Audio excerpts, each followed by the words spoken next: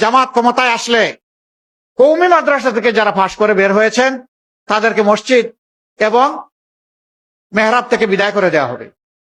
একজনকে অপমান ও পদস্থ করার জন্য মূলত আমরা ব্যস্ত।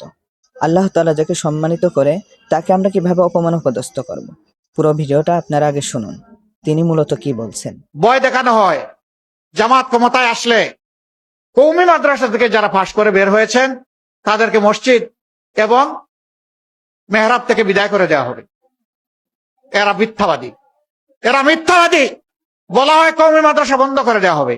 আমি আল্লাহকে সাক্ষী রেখে আপনাদেরকে সাক্ষী রেখে বলছি, কওমি মাদ্রাসা আমাদের কলিজা, কওমি মাদ্রাসা আমাদের হৃদয়। ইসলামী শিক্ষাটা তারাই এখন ধরে রেখেছেন। আলিয়ার শিক্ষা সংকুচিত হয়ে এসেছে। আমরা সেই আল্লাহর উপর বিশ্বাস করি যিনি কুরআন নাজিল করেছেন।